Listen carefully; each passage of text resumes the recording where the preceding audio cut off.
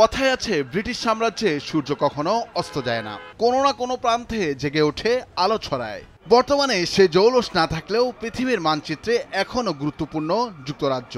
সম্প্রতি অনুষ্ঠিত হয়ে গেল জাতীয় নির্বাচন, ঘটেছে ক্ষমতার পালাবদল, ব্রিটিশরা পেয়েছেন নতুন প্রধানমন্ত্রী। মন্ত্রিপরিষদ শাসিত দেশটির প্রধানমন্ত্রীরা বিশ্ব রাজনীতিতে গুরুত্বপূর্ণ ভূমিকা রাখেন। অনেকের মনে প্রশ্ন, কত টাকা বেতন পান একজন ব্রিটিশ সরকার প্রধান? দ্য ইন্ডিপেন্ডেন্টের এক প্রতিবেদনে বলা হয়েছে, কয়েক শতাব্দী ধরে যুক্তরাজ্যের প্রধানমন্ত্রীদের জীবনযাত্রার মান উল্লেখযোগ্যভাবে পতন হয়েছে। 18 শতকে ব্রিটিশ ট্রেজারির প্রথম লর্ড হিসেবে বার্ষিক 10,500 পাউন্ড পেতেন উইলিয়াম পিট। 20 শতকের শুরুর দিকে একজন ব্রিটিশ প্রধানমন্ত্রী বার্ষিক 5,000 পাউন্ড বেতন পেতেন, যা আজকের বিনিময় হার অনুসারে প্রায় 1.5 মিলিয়ন পাউন্ডের সমান।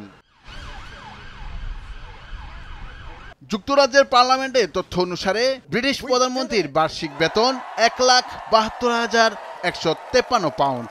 এর মধ্যে 80,707 পাউন্ড পান প্রধানমন্ত্রীর সম্মানী ভাতা বাবদ, বাকি 91,346 পাউন্ড পান এমপি হিসেবে। তবে মোট পরিমাণের মধ্যে প্রধানমন্ত্রীর পকেটে ঢুকবে মাত্র 75,440 পাউন্ড। হাউস অব কমন্সের ওয়েবসাইট অনুসারে যুক্তরাজ্যের অন্যান্য সাধারণ ব্যক্তির মতো সংসদ সদস্যদেরও একই পরিমাণ কর ও জাতীয় বীমা দিতে হয়। যুক্তরাজ্যে একই ধরনের দায়িত্বের অন্যান্য পেশার তুলনায় একজন প্রধানমন্ত্রীকে খুব বেশি বেতন ভাতা দেওয়া হয় না।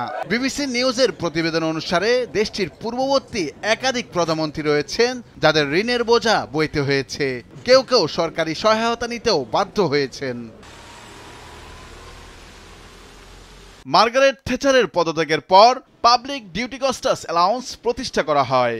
এই প্রতিষ্ঠান থেকে প্রাক্তন প্রধানমন্ত্রীদের প্রয়োজনীয় অফিস খরচ ও জনজীবনে তাদের বিশেষ অবস্থানের জন্য অন্যান্য খরচ বাবদ বার্ষিক 1,15,000 পাউন্ড অর্থ দাবি করা হয়। একজন প্রাক্তন সরকার প্রধানের জীবন ধারণের জন্য এই পরিমাণ অর্থ দাবি করা যেতেই পারে। যুক্তরাজ্যের এবারের সাধারণ নির্বাচনে ক্ষমতাসীন কনজারভেটিভদের হারিয়ে ভূমিধস জয় পেয়েছে লেবার পার্টি। এতে টরিদের 14 বছরের শাসনের অবসান ঘটেছে। পার্লামেন্টে নিম্নকক্ষ হাউস অব কমন্সের 650 আসনের মধ্যে 412টিতে জয় পেয়েছে বামপন্থীরা। প্রধানমন্ত্রী ঋষি সুনাকে স্থলাভিষিক্ত হয়েছেন লেবার নেতা কিয়ের স্টারমার।